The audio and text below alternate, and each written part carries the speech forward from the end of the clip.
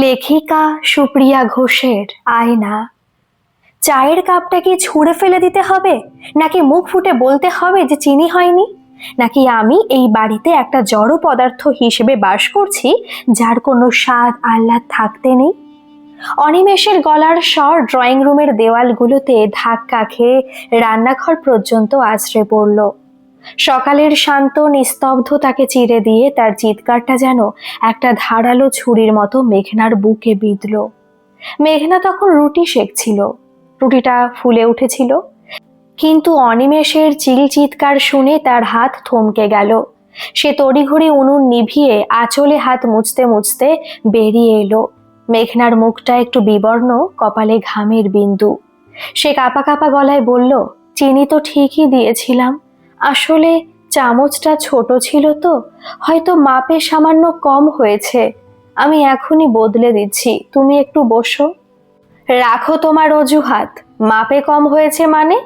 মগজ বলে কি কিছু আছে, নাকি ওটা বাপের বাড়িতেই ফেলে রেখে এসেছো? গত 6 মাস ধরে এই একই নাটক চলছে। বিয়ের সময় তো তোমার বাবা খুব বলেছিল মেয়ে আমার দশভুজা, সব কাজে পটু।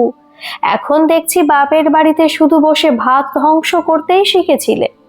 একটা চা বানানোর ন্যূনতম জ্ঞান নেই যার, সে আবার একটা আস্ত সংসার করবে কি করে? তোমাকে বিয়ে করে আনাটাই আমার জীবনের সবচেয়ে বড় ভুল ছিল। অনিমেষ টিপয় থেকে খবরের কাগজটা এক ঝটকায় সরিয়ে মেঝের দিকে ছুঁড়ে দিল। প্লেটে রাখা দুটো বিস্কুটের টুকরো ছিটকে গিয়ে মেঝেতে পড়ল, যেন মেঘনার আত্মসম্মানটাই চুরমার হয়ে লুটোপুটি খাচ্ছে লাল মেঝের ধুলোয়। মেঘনা কোনো কথা না বলে মাথা নিচু করে চায়ের কাপটা তুলে নিতে গেল। ঠিক সেই মুহূর্তে অনিমেষ কর্কশ স্বরে আবার চেঁচিয়ে উঠল, হাত দিও না ওটাতে। একবার যে চা তেতো হয়েছে সেটা দ্বিতীয়বার চিনি দিলেও বিস্বাদই লাগে, ঠিক তোমার মতো। মানুষের জীবনের প্রতিদিনের সকালের স্বাদ মাটি করার জন্য তোমার মতো একটা অলক্ষী মেয়েই যথেষ্ট। আমার সামনে থেকে যাও এখন, তোমার মুখ দেখলেও আমার পিত্তি জ্বলে যায়। সুমিত্রা দেবী পাশের ঘর থেকে বেরোতে বেরোতে বললেন, অনিমেষ সকালবেলাতে এত চিৎকার কেন করছিস বাবা? চাটা না হয় ও আবার করে দিচ্ছে। তুই তো জানিস ও কাল রাত 12টা পর্যন্ত জেগে তোর অফিসের নীল শার্ট আর প্যান্ট ইস্ত্রি করেছে, ঘরদোর মুছেছে, তারপর আবার ভোর 4টায় উঠে বাসি কাজ সেরেছে। শরীরে তো কুলায় না সব সময়। একটু হয়তো ভুল হয়েছে, মানুষ তো, যন্ত্র তো আর নয়।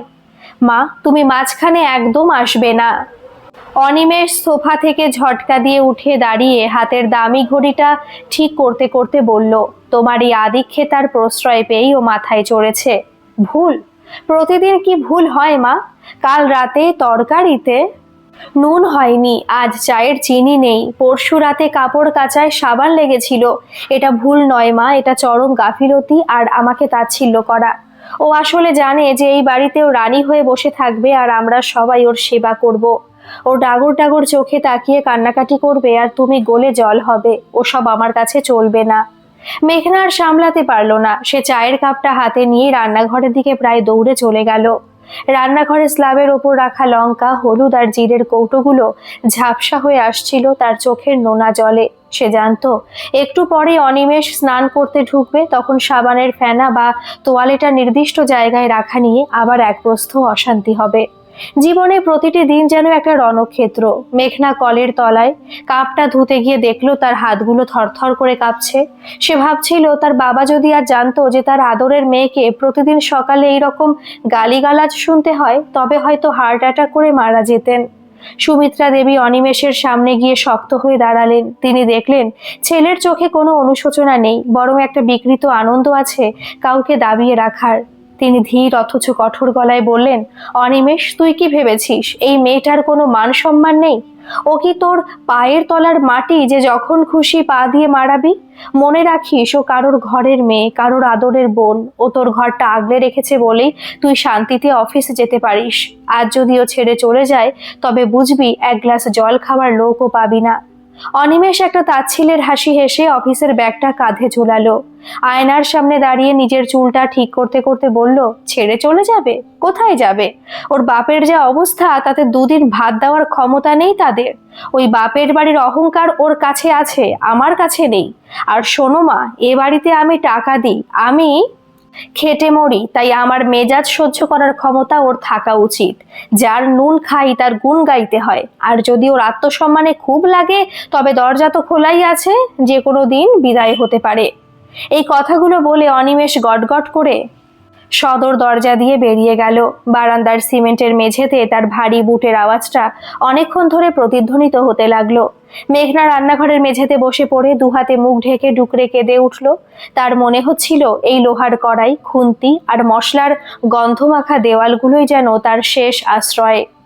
সে দেখলো চালের ড্রামটার ওপর এক চিমটি নুন পড়ে আছে। গত রাতেই সামান্য নুনটুকু দিতে ভুলে গিয়েছিল বলে অনিমেষ তার স্বর্গীয় ঠাকুমাকে টেনেও কটু কথা শুনিয়েছে। সুমিত্রা দেবী রান্নাঘরে ঢুকে মেঘনার পিঠে হাত রাখলেন। মেঘনা মেঝেতে বসেই মায়ের পা দুটো জড়িয়ে ধরল। মা, আমি কি সত্যি খুব অপদার্থ? কেন ও আমাকে সামান্য কুকুর বেড়ালের মতো মর্যাদা দেয় না? আমি তোর পছন্দ মতোই সব করার চেষ্টা করি। শরীরটা খুব ম্যাজম্যাজ করছিল কাল, তাও রাতে সব গুছিয়ে তবে শুয়েছি। আমার কি অপরাধ মা? সুমিত্রা দেবীর নিজের চোখেও জল এসে গিয়েছিল। তিনি দেখলেন মেঘনার শাড়ির এক কোণ দাঁত দিয়ে কামড়ে ধরে সে নিজের আর্তনাদ চাপার চেষ্টা করছে, যাতে পাড়ার লোক কিছু না শোনে। তিনি নিজের আঁচলে চোখ মুছে স্থির করলেন, এভাবে আর চলতে দেওয়া যায় না। সহ্যের একটা সীমা থাকে। তিনি দ্রুত পায়ে নিজের ঘরে গিয়ে ফোনটা হাতে নিলেন। তার নিজের মেয়ে নীলাঞ্জনা আর জামাই সুশোভন যদি আজ পাশে না দাঁড়ায়, তবে এই পরিবারটা তাসের ঘরের মতো ভেঙে পড়বে। তিনি ফোনে নীলাঞ্জনার নম্বরটা ডায়াল করলেন। ওপাশে ফোনটা দুবার বাজার পরে নীলাঞ্জনা ধরল। সুমিত্রা দেবী গলা নামিয়ে চাপা কান্নায় বললেন, নীলা, তুই আর সুশোভন কি কাল একবার এ বাড়িতে আসতে পারবি? তোর ভাইকে আমি আর একা সামলাতে পারছি না রে, ও পাগল হয়ে গেছে। মেঘনা মেয়েটা শেষ হয়ে যাচ্ছে। কাল তোরা না এলে কোনো একটা বড় অঘটন ঘটে যাবে। ওকে একটা উচিত শিক্ষা দেওয়া দরকার, না হলে ও মানুষকে মানুষ বলে গণ্য করবে না। নীলাঞ্জনা ওপাশ থেকে মায়ের হাহাকার শুনতে পাচ্ছিল। তার মনেও প্রশ্ন জেগে উঠল তার নিজের ভাইয়ের এই উদ্ধত আচরণের বিরুদ্ধে। সে শান্ত গলায় বলল, তুমি শান্ত হও মা, আমি কালই আসছি এক নতুন পরিকল্পনা নিয়ে। পরদিন সকাল থেকে সুমিত্রা দেবীর মনে এক অদ্ভুত অস্থিরতা। গত রাতের ফোন কলের পর থেকে তার বুকের ভেতরটা টিপটিপ করছে। অনিমেষ অফিস বেরোনোর সময় আজও একচোট অশান্তি করে গেছে।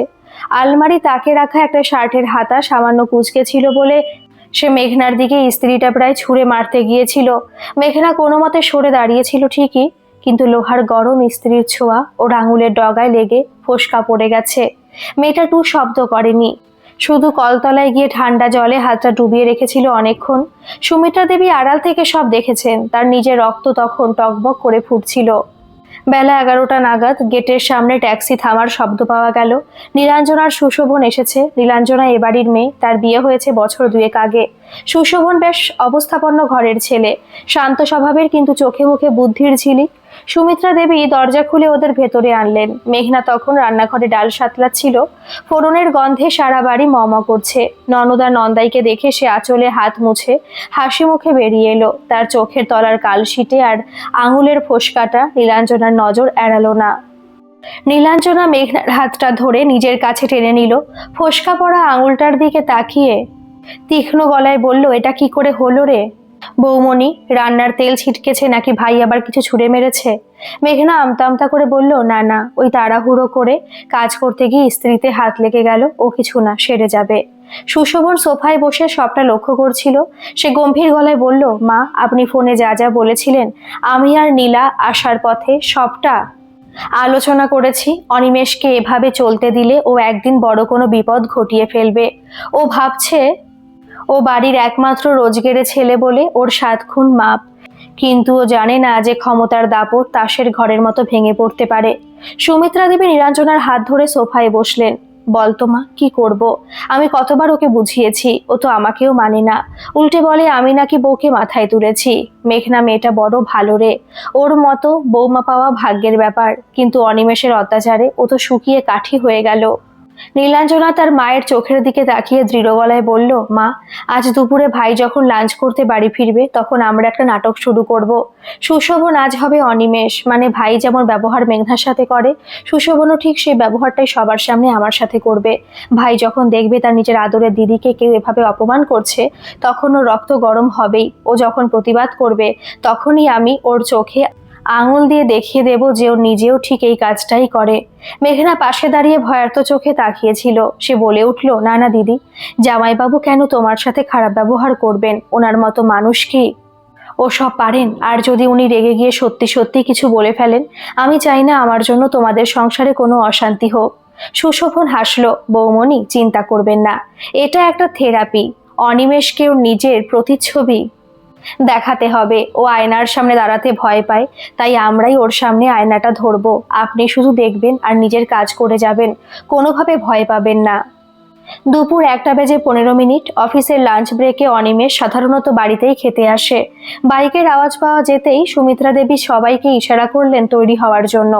অনিমেষ ঘরে ঢুকে দিদি জামাইবাবুকে দেখে একটু অবাক হলো। আরে দিদি, সুশোভন দা, আপনারা হঠাৎ কোনো খবর না দিয়ে চলে এলেন? সুশোভন বেশ একটা তাচ্ছিলের ভঙ্গিতে বসেছিল। অনিমেষের কথার কোনো উত্তর না দিয়ে সে গম্ভীর গলায় বলল, অনিমেষ, বসো। খবর দেওয়ার আর সময় কোথায়? তোমার বোন তো বাড়িতে টিকতে দিচ্ছে না, সারাক্ষণ ঘ্যান ঘ্যান। ভাবলাম তোমাদের বাড়িতেই দিয়ে আসি কদিন। অনিমেষ অবাক হয়ে নীলাঞ্জনার দিকে তাকালো। নীলাঞ্জনা মাথা নিচু করে বসে আছে, যেন সে খুব অপরাধী।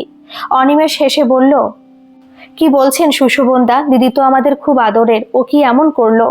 সুশোভন সোফা ছেড়ে উঠে দাঁড়ালো। কি করলো মানে? এই যে কাল রাতে আমি বললাম পাঞ্জাবিটা ইস্ত্রি করে রাখতে, ও সেটা ভুলে গেল।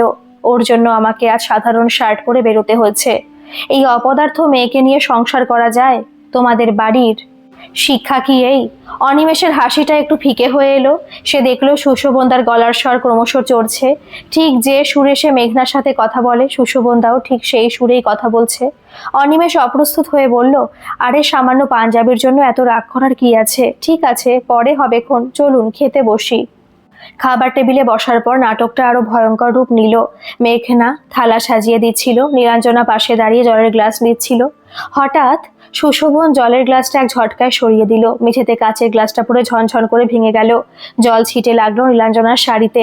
জলটাতে নোংরা পড়ে আছে, চোখে দেখতে পাচ্ছ না? অন্ধ নাকি? সুশোভন প্রায় চিৎকার করে উঠল। সৌমিত্রা দেবী আড়াল থেকে দেখছিলেন। তার বুকটা কেঁপে উঠছিল ঠিকই, কিন্তু তিনি জানতেন এটা প্রয়োজন। অনিমেষ থতমত খেয়ে গেল। সে বলল, সুশোভন দা, গ্লাসটা ভাঙার কি দরকার ছিল? জলটা না হয় বদলে দিত, আর নীলার শাড়িটা ভিজে গেল তো। সুশোভন অনিমেষের দিকে আঙুল উঁচিয়ে বলল, তুমি ওর পক্ষ নিচ্ছ কেন? তোমরা কি জানো না বাড়ির বউদের শাসন না করলে ওরা মাথায় চড়ে বসে? আজ নোংরা জল দিয়েছে, কাল খাবারে নুন হবে না। এই অসভ্য মেয়েগুলোকে এভাবেই সোজা করতে হয়। নীলাঞ্জনা এবার ফুপিয়ে কেঁদে উঠল। সে রান্নাঘরের দিকে যেতে সুশোভন পেছন থেকে চেঁচিয়ে বলল, কাঁদছো কেন? বাপের বাড়ি সেখানে অস্ত্র ব্যবহার করছো? যাও নিজের ঘরে গিয়ে মরো, আমার সামনে ওসব নাটক চলবে না। অনিমেষের হাতের মুঠো শক্ত হয়ে আসছিল। তার দিদি, যাকে সে ছোটবেলা থেকে রাজকন্যার মতো আগলে রেখেছে, তাকে কেউ তার চোখের সামনে এভাবে গালিগালাজ করবে? সে আর সহ্য করতে পারছিল না। সে দেখলো মেঘনা এক কোণে দাঁড়িয়ে কাঁপছে। অনিমেষের মনে হলো ঘরটা যেন হঠাৎ ছোট হয়ে আসছে। সুশোভন তার প্রতিটি শব্দ যেন চাবুকের মতো অনিমেষের পিঠে গিয়ে পড়ছে। সে বুঝতে পারছিল না কেন এই দৃশ্যটা তার খুব চেনা লাগছে। কেন মনে হচ্ছে এই গালিগালাজ, এই চিৎকার, এই অসম্মান সে রোজ কোথাও না কোথাও শোনে। তার মনের ভেতর একটা যুদ্ধ শুরু হয়েছে। এক পাশে তার দিদির চোখের জল, আর অন্য পাশে সুশোভন তার অখাট্য যুক্তি। শাসন না করলে বউরা মাথায় চড়ে বসে, এই যুক্তিটা তো অনিমেষেরই নিজস্ব। আজ যখন অন্য কেউ সেটা প্রয়োগ করছে, তখন কেন তার এত রাগ হচ্ছে? কেন তার ইচ্ছে করছে সুশোভন তার কলার চেপে ধরতে? সুশোভন নির্বিকার চিত্তে ভাতের থালাটা টেনে নিল, যেন কিছুই হয়নি। সে এক গ্রাস ভাত মুখে দিয়ে মুখটা বিকৃত করে থুতু করে ফেলে দিল মেঝের ওপর। নীলাঞ্জনা, এদিকে এসো। এটা কি রান্না করেছো? তোমার মা তোমাকে রান্নায় নুন দেওয়ার ন্যূনতম শিক্ষাটাও দেয়নি? নীলাঞ্জনা রান্নাঘরে চৌকাঠ ধরে দাঁড়িয়ে কাঁপছিল। তার চোখ দিয়ে অঝরে জল পড়ছে। সে ধরা গলায় বলল, আমি তো সব মেপেই দিয়েছি গো, মাও তো সাথে ছিল। নুন তো বেশি হওয়ার কথা নয়। মুখে মুখে তর্ক করবি না, একদম মুখে মুখে তর্ক করবি না। সুশোভন থালাটা সশব্দে ঠেলে সরিয়ে দিল। স্টিলের থালাটা মেঝেতে পড়ে ঘরময় এক কর্কশ আওয়াজ তুলল। তোর বাপের বাড়ির এই নোংরা স্বভাব আমি জানি। ভুল করবি আর তারপর চোখের জল ফেলে পার পাওয়ার চেষ্টা করবি। তোকে আজ আমি মেরেই ফেলতাম যদি না তোর ভাইয়ের সামনে বসে থাকতাম। অনিমেষের হাতের শিরাগুলো ফুলে উঠেছে। তার নিজের বাড়িতে, তার নিজের চোখের সামনে তার দিদিকে কেউ অসভ্য বলছে, তাকে মেরে ফেলার হুমকি দিচ্ছে, এটা সে নিতে পারছিল না। সে চেয়ার ছেড়ে সশব্দে উঠে দাঁড়ালো। তার শ্বাস প্রশ্বাস দ্রুত হচ্ছে। অনিমেষ দাঁতে দাঁত চেপে বলল, সুশোভন দা, আপনি কি পাগল হয়ে গেছেন? একটা গ্লাস ভাঙলেন, তাও মেনে নিলাম, কিন্তু ভাতের থালাটা ফেলে দিলেন, আর আমার দিদিকে আপনি মারার ভয় দেখাচ্ছেন। আপনার সাহস তো কম নয়। সুশোভন একটা তাচ্ছিলের হাসি হেসে অনিমেষের চোখের দিকে তাকালো। সাহস? কিসের সাহস অনিমেষ? আমি আমার বউকে শাসন করছি, তাতে তোমার কি? ও আমার কেনা দাসী, আমি ওকে যা খুশি বলতে পারি। সামান্য নুন চিনির জ্ঞান যার নেই, তাকে চাবুক মেরে সোজা করা উচিত। খবরদার! অনিমেষ চিৎকার করে উঠল। তার গলার স্বর ড্রয়িং রুমের ছাদ ফুঁড়ে বেরিয়ে যাওয়ার উপক্রম করলো। সে সুশোভনের দিকে দুপা এগিয়ে গিয়ে বলল, আর একটাও কটু কথা যদি আমার দিদিকে বলেছেন, তবে ভুলে যাব আপনি আমার জামাইবাবু। ও এ বাড়ির মেয়ে, ওর একটা সম্মান আছে। আপনি কি মানুষ নাকি কসাই? সামান্য নুন কম হয়েছে বলে আপনি ওকে সবার সামনে অপমান করছেন? ওর ভাই কি মরে গেছে ভেবেছেন? ওর ভাই বেঁচে থাকতে ওকে কেউ একটা আঙুল ছোঁয়ালে আমি তার হাত ভেঙে দেব। নীলাঞ্জনা এবার ফুপিয়ে কেঁদে উঠে অনিমেষের হাতটা জড়িয়ে ধরলো। ভাই, তুই শান্ত হ। তোর জামাইবাবু তো ঠিকই বলছে, আমি হয়তো সত্যি অপদার্থ। আমার তো নুন চিনির জ্ঞান নেই। আমি হয়তো এমনই খারাপ যে একটা সংসার সামলাতে পারছি না। আমার তো গাল খাওয়াই উচিত, তাই না? অনিমেষ দিদির মাথায় হাত রেখে রুষ্ট গলায় বলল, না দিদি, তুই একদম চুপ কর। তুই কেন গাল খাবি? মানুষ কি যন্ত্র? মানুষের ভুল হতে পারে না? সুশোভনদা কি ভগবান যে উনি ভুল করবেন না? আজ ওনার ব্যবহার দেখে আমার ঘেন্না হচ্ছে। আমি জানতাম না যে আমার জামাইবাবু এত নীচ মানসিকতার মানুষ। দিদি, তুই আজ থেকে আমাদের সাথেই থাকবি। এমন পশুর সাথে তোকে আমি এক মুহূর্ত থাকতে দেব না। সুশোভন এবার চেয়ার থেকে ধীরে সুস্থে উঠে দাঁড়ালো। তার চোখে মুখে এখন আর সে রাগ নেই, বরং এক গভীর বিষণ্ণতা আর করুণা। সে অনিমেষের কাঁধে হাত রাখলো। অনিমেষ ঝটকা দিয়ে হাতটা সরিয়ে দিতে চাইলো, কিন্তু সুশোভন শক্ত করে ধরলো। অনিমেষ, শান্ত হও। তুমি বললে তো যে দিদির অপমানে তোমার রক্ত গরম হচ্ছে। দিদি এ বাড়ির মেয়ে বলে তোমার খুব লাগছে, তাই না? কিন্তু একবার পাশের ঘরের দিকে তাকাও তো। অনিমেষ অবাক হয়ে পাশের ঘরের দিকে তাকালো। সেখানে মেঘনা থরথর করে কাঁপছে, তার চোখে আতঙ্ক আর জল। সুমিত্রা দেবী মেঘনার কাঁধে হাত দিয়ে পাথরের মতো দাঁড়িয়ে আছেন। সুশোভন শান্ত অথচ গম্ভীর গলায় বলতে শুরু করলো, অনিমেষ, আজ আমি যা যা করলাম, গ্লাস ভাঙা, থালা ফেলা, তুচ্ছ কারণে গালিগালাজ করা, বাপের বাড়ি নিয়ে খোঁটা দেওয়া, এগুলো কি খুব চেনা লাগছে না? গত 6 মাস ধরে এই ঘরের দেওয়ালে দেওয়ালে তো এই কথাগুলোই প্রতিধ্বনিত হচ্ছে। তুমি যখন মেঘনাকে চায়ের চিনির জন্য অলক্ষী বলো, তখন কি মেঘনার ভাইয়ের রক্ত গরম হয় না? তুমি যখন সামান্য নুনের জন্য ওর বাবাকে টেনে অপমান করো, তখন কি ওর বাবার আত্মা কাঁদে না? আজ তোমার দিদির গায়ে একটা সামান্য আঁচ লাগাতে গিয়ে তোমার যদি হাত ভেঙে দিতে ইচ্ছা করে, তবে মেঘনার বাড়ির লোকের কি ইচ্ছে হওয়া উচিত? মেঘনাও তো কারোর আদরের বোন, কারোর কলিজার টুকরো মেয়ে। অনিমেষের সারা শরীর যেন হিম হয়ে এলো। তার মাথার ভেতরটা ভো ভো করছে। সে দেখলো নীলাঞ্জনা তার চোখের দিকে তাকিয়ে আছে, আর সেই চোখে একরাশ ধিক্কার। সুশোভন আবার বলল, ভাই, আমি কোনোদিন নীলার সাথে একটা উচ্চস্বরে কথা বলিনি। আজ এই নাটকটা করতে গিয়ে আমার নিজের বুক ফেটে যাচ্ছিল, কিন্তু তোমাকে আয়না দেখানো দরকার ছিল। তুমি দিদিকে ভালোবাসো, কিন্তু অন্যের ঘরের মেয়েকে মানুষ বলে মনে করো না। ও কি কেবল তোমার ঘর পরিষ্কার করার আর গালমন্দ খাওয়ার মেশিন? ওরও তো একটা মন আছে, ওরও তো একটা ভাই আছে, যে হয়তো আজ এখানে নেই বলে সে মুখ বুজে সব সহ্য করে। অনিমেষ চোখের সামনে গত কয়েক মাসের সব দৃশ্য ছবির মতো ভেসে উঠল। মেঘনার ভয়ার্ত মুখ, সারা রাত জেগে কাজ করা, আর সকালে তার দেওয়া বিষাক্ত গালিগালাজ। সে বুঝতে পারলো সে আসলে সুশোভনতার মধ্যে নিজেকেই দেখছিল এতক্ষণ, আর নিজেকে দেখতে গিয়ে তার এত ঘৃণা জন্মেছে। অপরাধ বোধের এক বিশাল পাথর যেন তার বুকে আছড়ে পড়লো। সে টলতে টলতে একটা চেয়ারে বসে পড়লো। তার দুহাত দিয়ে মুখ ঢাকলো সে। কোনো প্রতিবাদ নেই, কোনো চিৎকার নেই। ঘরের ভেতর শুধু এক অসহ্য নিস্তব্ধতা, যা কেবল মেঘনার কান্নার শব্দে মাঝে মাঝে ভেঙে যাচ্ছিল। ডাইনিং টেবিলের ভারী নিস্তব্ধতা যেন পাথরের মতো চেপে বসেছে অনিমেষের বুকের ওপর। জানলা দিয়ে আসা দুপুরে চিলটে রোদটা মেঝেতে পড়া ভাঙা কাচের টুকরোগুলোর ওপর পড়ে বিচ্ছুরিত হচ্ছে, ঠিক যেমন অনিমেষের চুরমার হয়ে যাওয়া অহংকারগুলো চারদিকে ছড়িয়ে ছিটিয়ে আছে। সুশোভনের শান্ত অথচ ধারালো কথাগুলো চাবুকের মতো তার পিঠে এসে পড়ছে। অনিমেষ কোনো কথা বলতে পারছে না, তার গলার কাছে কি যেন একটা দলা পাকিয়ে আসছে। সে নিজের অজান্তেই তার হাতের আঙুলগুলো কামড়াচ্ছে, যে হাত দিয়ে সে একদিন মেঘনার দিকে গরম ইস্ত্রি ছুঁড়ে মারতে গিয়েছিল। সুশোভন এগিয়ে এসে অনিমেষের কাঁধে হাত রাখলো। এবার আর সে রাগ নেই, বরং বড় ভাইয়ের মতো এক গভীর মমতা। অনিমেষ, আজ আমি যা যা বললাম সেগুলো কি তোমার নিজের কণ্ঠস্বর বলে মনে হচ্ছে না? তুমি যখন মেঘনাকে বলো বাপের বাড়িতে শুধু ভাত ধ্বংস করতে শিখেছিস, তখন কি একবারও ভেবে দেখেছো ওই মেয়েটার বাবা কতটা কষ্ট করে ওকে মানুষ করেছেন? তুমি যখন ওর হাতে রান্নায় সামান্য নুন চিনির তফাৎ নিয়ে ওকে অলক্ষী বলো, তখন কি তোমার একবারও মনে হয় না যে এই মেয়েটা নিজের ঘর বাড়ি বাবা মাকে ছেড়ে শুধু তোমার ওপর ভরসা করে এই অচেনা বাড়িতে এসেছে? আজ তোমার দিদির সম্মানে আঘাত লাগাতে তোমার রক্ত টকবক করে ফুটছে, অথচ পাশের ঘরে যে মেয়েটা রোজ তোমার এই বিষাক্ত বাণ সহ্য করে, তার কি কোনো সম্মান নেই? তার কি কোনো রক্তমাংসের হৃদয় নেই? অনিমেষ মুখ তুলল, তার চোখ দুটো টকটকে লাল, জল ছলছল করছে। সে দেখল রান্নাঘরে দরজার আড়ালে মেঘনা থরথর করে কাঁপছে, তার পরনের নীল শাড়িটা চোখের জলে ভিজে সপ করছে। মেঘনা ভাবছিল হয়তো আজ সুশোভন তার সাথে অনিমেষের বড় কোনো ঝগড়া হয়ে যাবে, কিন্তু পরিস্থিতি যে এইভাবে পাল্টে যাবে তা সে স্বপ্নেও ভাবেনি। অনিমেষ ধীরে ধীরে উঠে দাঁড়ালো, তার পা দুটো যেন চলতে চাইছে না। সে টলতে টলতে রান্নাঘরের দিকে এগিয়ে গেল। সুমিত্রা দেবী এক কোণে দাঁড়িয়ে নিঃশব্দে কাঁদছিলেন। তিনি দেখলেন তার ছেলে আজ প্রথমবার মাথা নিচু করে হাঁটছে। যে ছেলে ঘরে ঢুকলেই বাঘের মতো হুঙ্কার দিত, সে আজ যেন এক অপরাধী আসামি। অনিমেষ মেঘনার সামনে গিয়ে দাঁড়ালো। মেঘনা ভয়ে দুপা পিছিয়ে গেল। অভ্যেসবশত সে ভেবেছিল হয়তো আবারও কোনো ধমক বা তাচ্ছিল্য আসবে, কিন্তু অনিমেষের মুখে আজ কোনো কর্কশ ভাষা নেই। সে নিচু হয়ে মেঘনার ফোসকা পড়া আঙুলগুলো ধরার চেষ্টা করলো। মেঘনা, অনিমেষের গলাটা ভেঙে এলো, আমাকে ক্ষমা করতে পারবে? আমি আসলে কোনোদিন মানুষ ছিলাম না, আমি ছিলাম একটা পশু। আমি ভাবতাম স্বামী হওয়া মানে শাসন করা লাইসেন্স পাওয়া।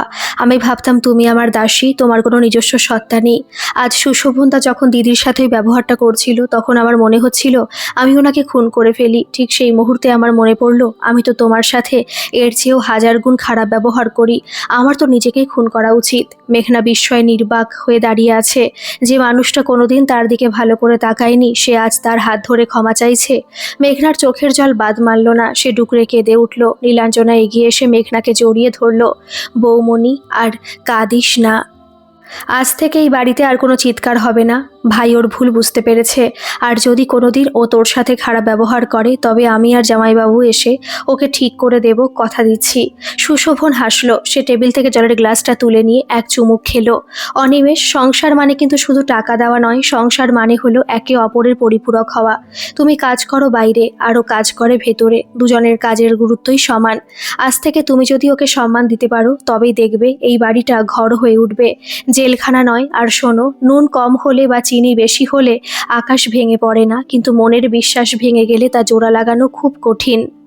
বিকেলের আকাশটা তখন মেঘমুক্ত হয়ে পরিষ্কার নীল বর্ণ ধারণ করেছে। অনিমেষ আলমারি থেকে একটা নতুন শাড়ি বের করে মেঘনার হাতে দিল। এটা অনেকদিন আগে কিনেছিলাম তোমার জন্য, কিন্তু কোনোদিন দেওয়ার মতো মানসিকতা ছিল না। আজ থেকে আমরা নতুন করে শুরু করব। তুমি আমাকে মানুষ হওয়ার একটা সুযোগ দেবে তো? মেঘনা শুধু মাথা নাড়ল। তার 6 মাসের দীর্ঘ জমাট বাঁধা দীর্ঘশ্বাসগুলো যেন এক মুহূর্তের বর্ষণে ধুয়ে মুছে গেল। সুমিত্রা দেবী হাসি মুখে রান্নাঘরে ঢুকলেন, বড় এক হাঁড়ি পায়েস বসাতে। আজ এই বাড়িতে খুশির উৎসব হবে, কোনো নাটকের জন্য নয়, বরং এক মানবিক বোধের জাগরণের জন্য। গল্পটা কেমন লাগলো অবশ্যই কমেন্ট করে জানাবেন, আর ভালো লাগলে একটা সাবস্ক্রাইব করে আমার পাশে থাকবেন। ধন্যবাদ।